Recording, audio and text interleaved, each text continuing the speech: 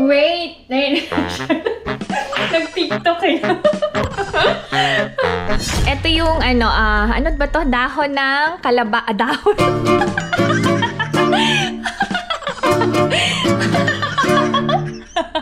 Dahon ng kalabasa. Soybean paste. Sasabihin ko sana, soybean paste. Puro pagkain yung laman na utak ko. Sira ang diet na naman. Happy Valentine's Day! I love you.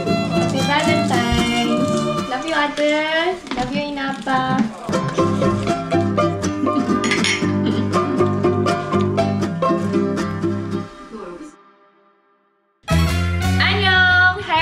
Welcome back to my channel. This is Pinay Mom in South Korea. Happy Valentine's Day to netizens!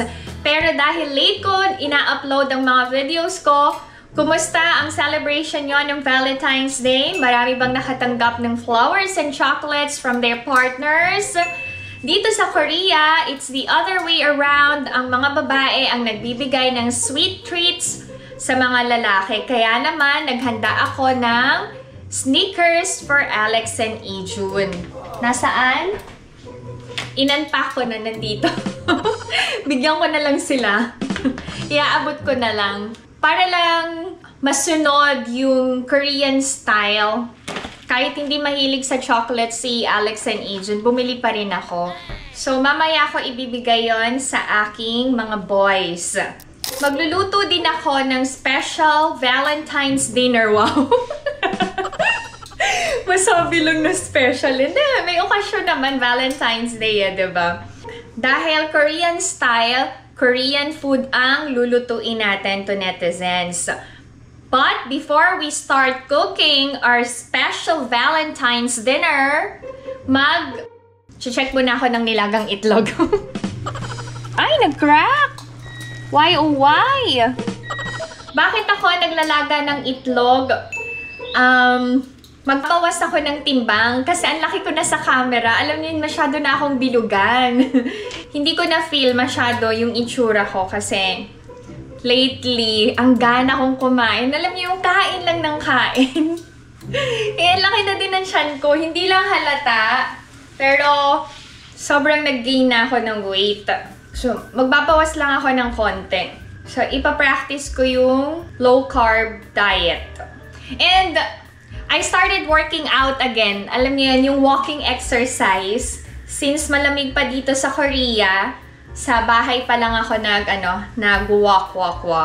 Sa mga interesado and gusto niyo ding mag-lose ng konting weight and ma-maintain ang healthy lifestyle, nasa description ang link ng sinusundan kong workout at home. Okay, anyway, to netizens, meron nag-request ng ref tour.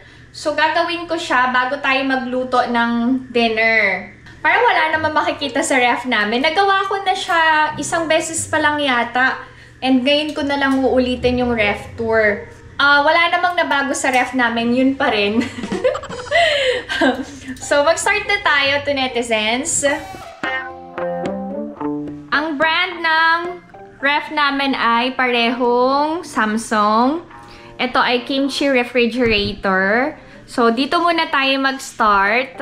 Oh, ang gwapo ng tuk. Oh, family picture namin. Si Ina. Pretty. Ito yung ginagamit na card para sa Foodways. Thank you so much, Jane, sa nagbigay ng keychain. Yan, ginagamit ko. Open na natin yung first door. Anong meron? Dito is yung cheese case. Pero dito nakalagay yung butter ni Ina. May cheese. Ano pa? Ito. May, to? Dapat dairy cream to ba't dairy cream ang nakalagay? Or ano talaga yun? Or dairy cream? All along, mali ako ng pagkakabasa. Kasi dairy cream yung kung natatandaan ko. Galing to Pilipinas. Tapos ito yung cheddar cheese na ginagamit ko kapag gumagawa ako ng sandwich ng mga kids. Tapos dito tayo sa sauce case. Ito yung spicy cocktail sauce. Sausawan to ng broccoli or ng sile na hindi maanghang. Tapos mayroon din akong balsamic dressing since nag-start na akong mag-diet. What else do we have? Ay, meron akong Barrio Fiesta na bagoong.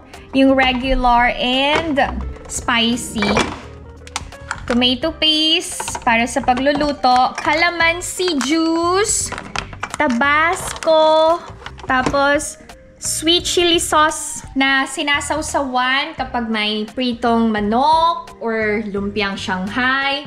Hindi rin mawawala ang bagoong isda. Yan. Tagal na to, hindi pa nauubos. Pero hindi naman to nasisira, diba? What else? Syempre, ang ating all-time favorite na sausawan sa Pilipinas, si Mang Tomas. Yan. Next is yung drink case. Syempre, hindi mawawala ang milk. Ito pa.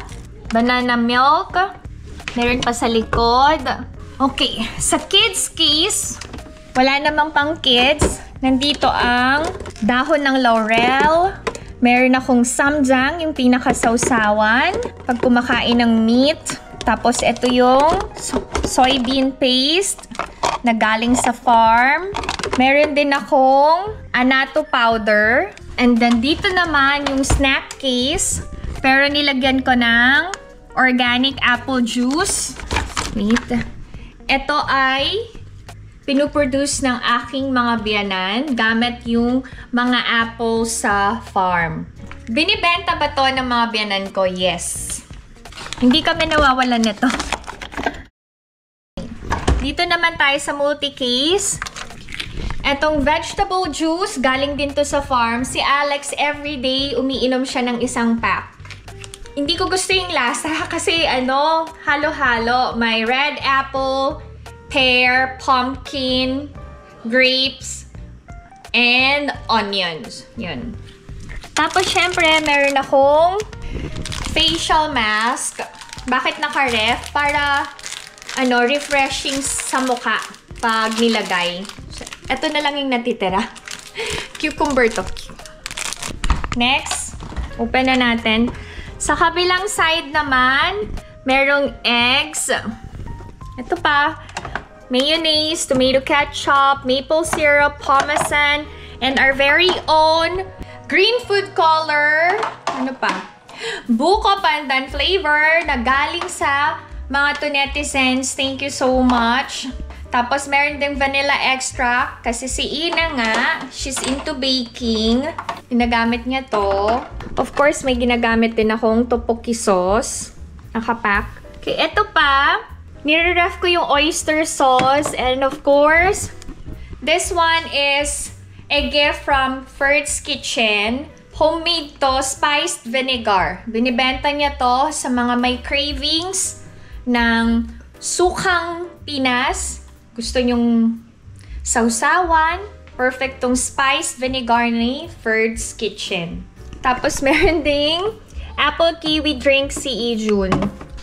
Okay, we have different kinds of side dishes. Ito yon. Tapos our very own maha blanca, buko pandan. Tapos meron ako, ano ba to? Cream cheese bagel. Yan. Ilalagay ko na sa container. Okay, off ko na ang egg muna. Wait. What else do we have? This one is my pomegranate collagen. So, once a day, nagtitake kami ni Ina nito. Pwede naman siya kay Ina. Okay, may Sprite. Ito yung chili paste na galing sa farm. Honey na galing sa farm. Ganito yung ginagawa ko sa carrots para ma-preserve. Water lang yung nilagay ko. Tapos meron din akong citron tea. Perfect siya for winter. Yung tomato pasta sauce. Nire-ref ko. And then, eto galing tong Thailand. Gift sa akin.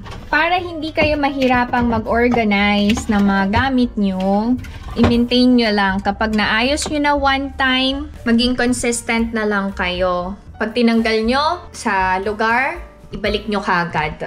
Okay. And of course, I have my Nestle cream.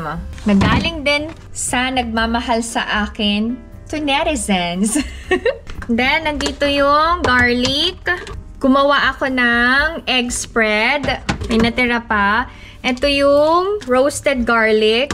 Ay, tapos ito yung naka-preserve na garlic galing sa farm. Kailan namin to kinakain? Kapag meat yung ulam namin. Ginagawa siyang side dish. Okay, and then, oh, here. I have fresh tomatoes. Then, strawberries na napakamahal, pero sobrang sarap. Sulit naman. Okay, and I have here yung mga baking ingredients ni Ina. Ito yun. Flour, cornstarch, yeast, and here, nandito yung mga vegetables. What do I have here? I have red and chili peppers, cucumber, tapos lettuce, young squash, kasi magluluto ako ng soybean paste too. Korean style dinner kami since Korean style Valentine's Day. Okay, I also bought kale. Sa likod, I have cabbage naman. Ito yung mini paprika. What I do with the cabbage, binuboil ko lang siya, tapos yun yung kinakain ko. Next time, i-share ko sa inyo kung paano ako mag-diet. Kala mo naman. Expert na. Hindi, baka lang gusto nyo ding i-try, diba? Wala namang masama. Next naman, yung mga fruits. This one is the Shine Muscat. Tapos ito ay apples from the farm. Okay.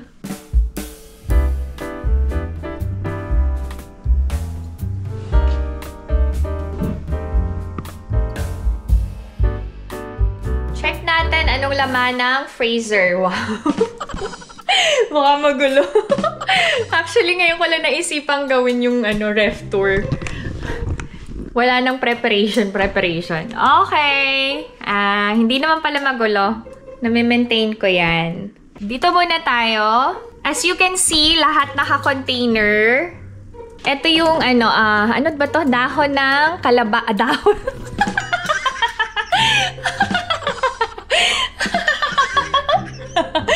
Dahon ng kalabasa.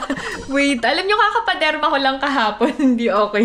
Hindi din ako nag-makeup. Ayoko nagpo-full makeup kapag bagong derma kasi mas lalong halata. Nag-lipstick lang ako. Tsaka kaila yan. Okay, ito yung buto ng kalabasa. Yan. Tapos sesame seeds. Okay, roasted to. Kanino galing? Galing kay Omani. Hindi ako bumibili ng sesame seeds kasi available sa farm. And then frozen din yung young squash na ginagamit ko sa pagluluto ng soybean paste too. Meron din akong peeled chestnut na nilalagay sa sinaing. I also have frozen okra. Tinitipid-tipid ko ang okra kasi mahal ang okra dito, lalo na winter season. And then meron din akong ugat-ugat pang tsaa to. Galing din to sa farm. Pinapakuluan lang to ng tubig.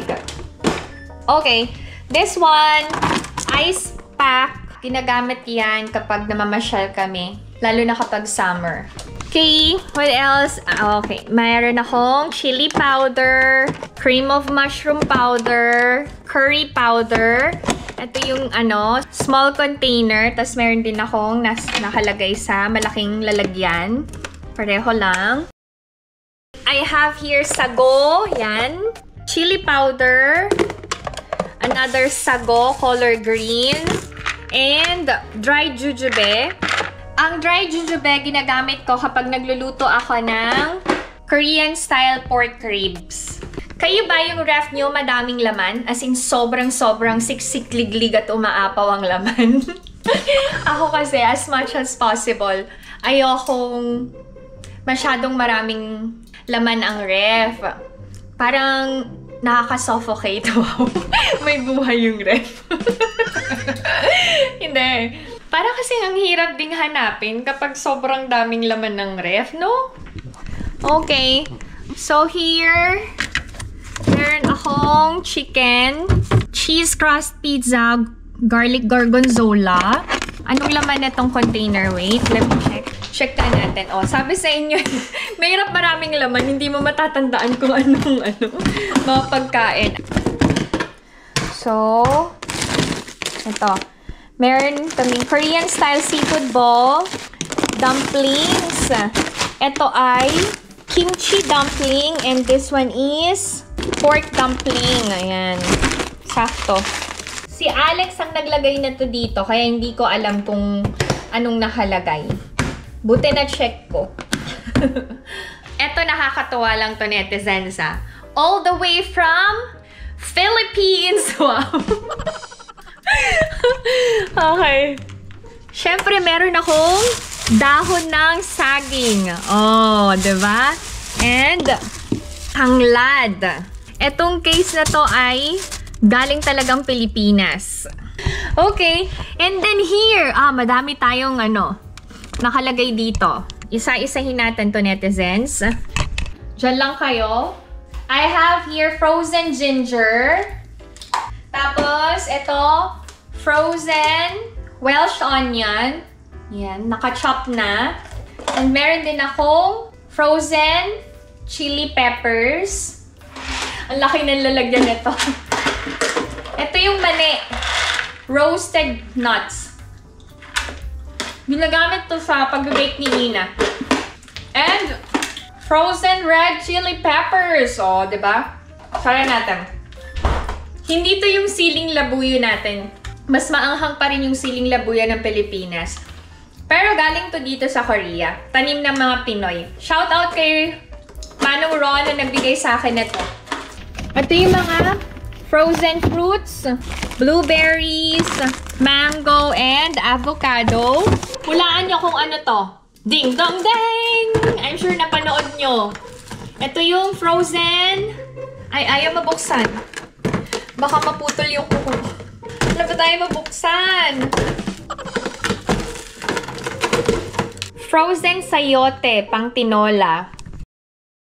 And then, meron akong kadyos na hindi ko alam paano lutuin. Mega shout out kay Mama Lucy na nagbigay sa akin ng kadyos. Pag-aaralan ko muna kung anong masarap na Filipino dish pwedeng magawa sa kadyos. Hindi ko to alam. Ngayon ko lang nalaman. Okay. Wait. Wait. Nag-TikTok kayo. Ito, frozen sitaw. Meron akong frozen pork. Meron akong frozen spring onions. And frozen lemongrass. Frozen chicken. Breadcrumbs na nasa freezer. Tapos, ito yung malagkit. Meron akong frozen ampalaya, pampakbet. Ito yung Welsh onion. Ginagamit ko to kapag nagluluto ako ng may sabaw na ulam. Okay, here, sa case na to, merong lumpia wrapper, corn galing sa farm, and yung rice cake na galing sa farm. Yan.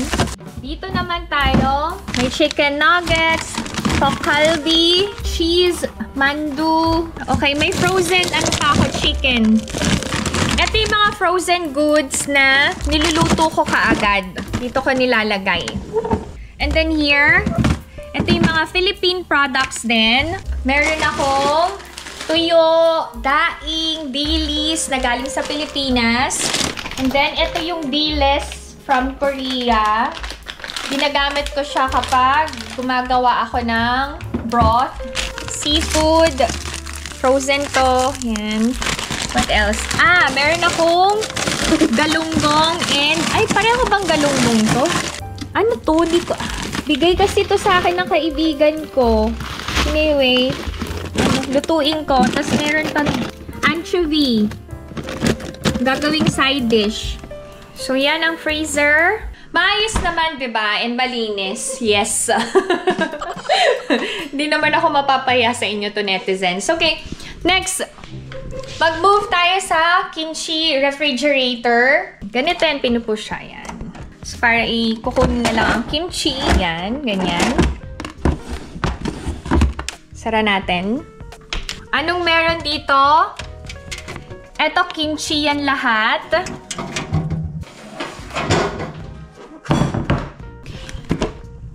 Wow! Yan.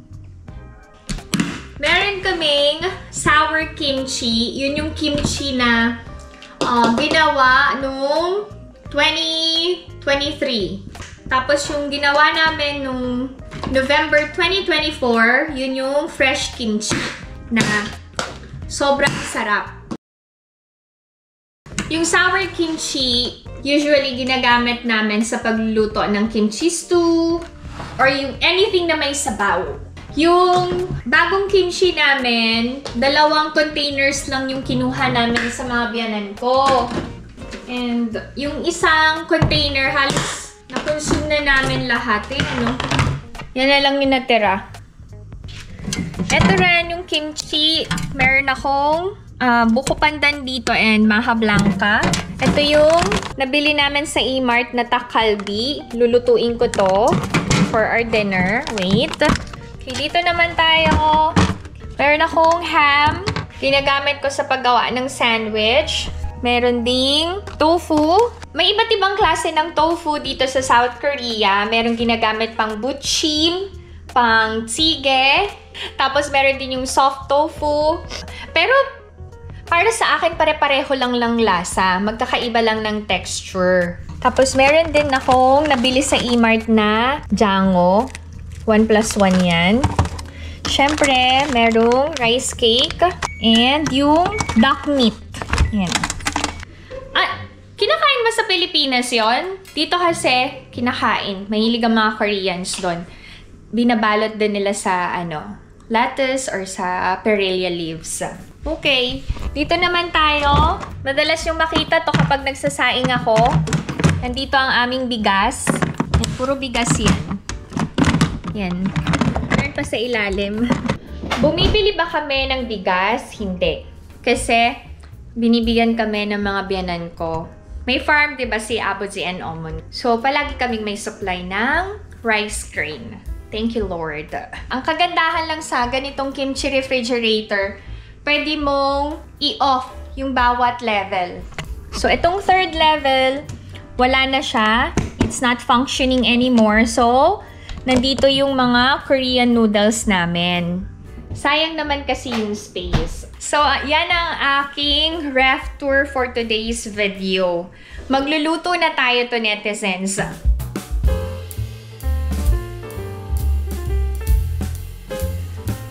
For today's dinner, magluluto tayo ng soybean paste. Sasabihin ko sana, soybean paste.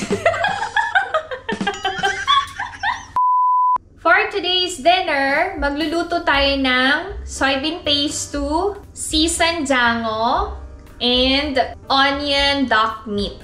So, turuan ko kayo nung recipe ko sa duck meat.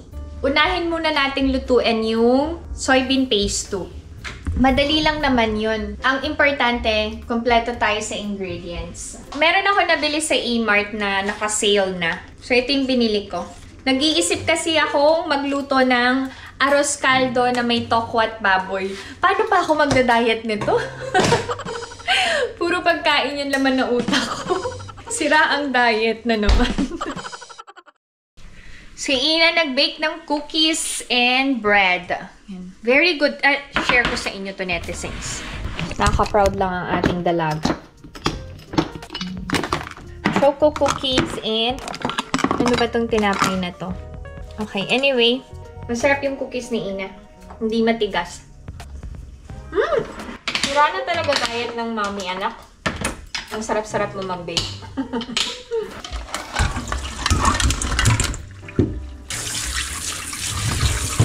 Mag-start na tayong mag-slice ng ingredients. Yung potato muna. Nakalimutan kong bumili ng mushroom. Hindi na naman kumpleto ang aking soybean paste. Pero carry na, at least may tofu. Pwede na nating ilagay. Pakukuluin natin ito. Slice na din natin itong young squash. Lalagyan natin ng seafood ang soybean paste para may ibang lasa. Pwede namang hindi nyo nasalain. Always cook with love. Feel na feel eh, no? Pwede na nating ilagay yung seafood. Lagay na natin ang young squash. Lagyan na natin ng minced garlic. Lalagyan ko ng red and green chili peppers ang soybean paste. Ang dami kong nasabaw. Umaapaw. Lagyan natin ng konting toyo, pampalasa lang. Then, ilagay na natin ang sili. Okay, done ang ating seafood, soybean paste 2. This time, lulutuin ko na ang onion duck meat. Kailangan nating i-prepare ang onion. Naglagay na ako ng sesame oil. Pwede namang hindi nalagyan ng sesame oil kasi mamantika na mismo tong duck meat. Pero gusto ko yung aroma ng sesame oil. Lagay na natin ang duck meat. Malasa na tong duck meat na nabili ko, so hindi ko na kailangan timplahan. Pwede na nating ilagay ang onions.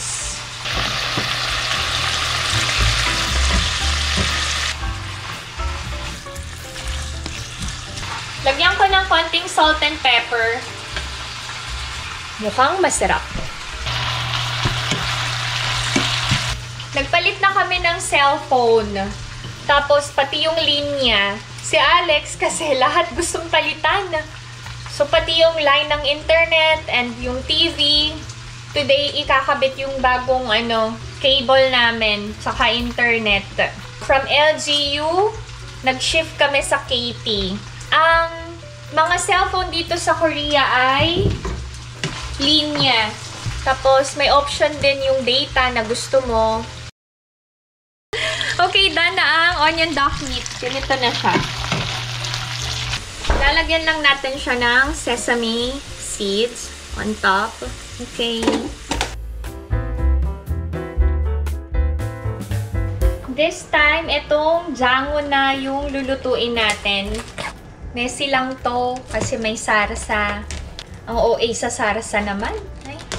Ay, tingnan nyo. Gagamit ako ng sesame oil. Ay, alam nyo ba to, netizens? Sobrang nag-e-enjoy ako sa Incognito. Nahook ako talaga. Pinapanood nyo ba yung drama na yon? Parang ngayon na lang ulit ako nag-enjoy sa Philippine drama. Pagkasyahin ko dito sa pan. Okay. Mukha namang kasya. Sayang yung sarsa.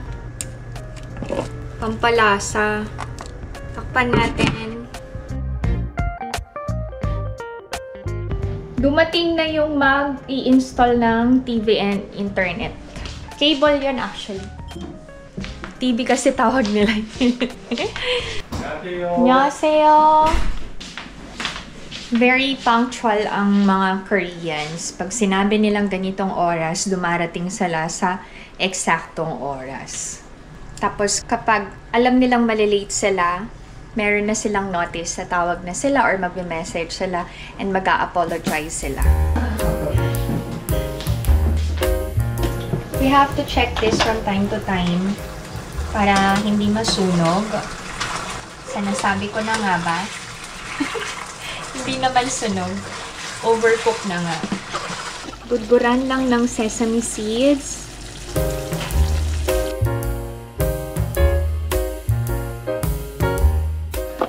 Okay, nakapag-wash na. Ito yung toner ko. Gumamit ako ngayon ng bulak. Kasi nag-apply ako ng sunscreen. Ganito yung itsura pag bagong derma. Ayun, no? Magbabalat to eh. Tapos, mapapansin nyo to, netizens. Para akong palaging may dark circles. Sa, yata to, puyat. Kaya, gumagamit ako ng Gold Collagen Eye Patch. Ganito siya. Pwede nyo tong ilagay sa ref para malamig pag nilagay nyo sa under eye nyo. Yan. Okay. Mamaya na ako mag-skincare. Kakain muna kami. Ito muna ang eye patch. Okay, to netizens, samahan nyo na ako maghanda ng dinner. Ganito itsura. This is our dinner.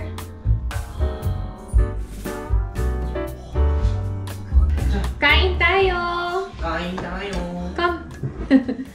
Mamaya na yung dessert. Happy Valentine's Day! I love you. 3. Happy Valentine's! 1, 2, 3.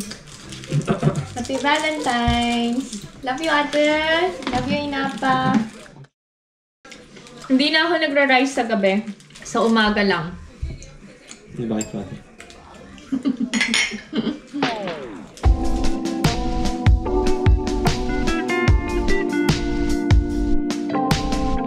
That's it. This is my video for today. I hope that you enjoyed watching. And if you are new to my channel, please consider subscribing, like, and share. Inahin mo sa kuya. Oh, kahit wala sa mood, nag-outro pa rin. Stay safe, everyone. Bye-bye! Happy Valentine's Day! Heart, heart, plate man. At least binati ko kayo.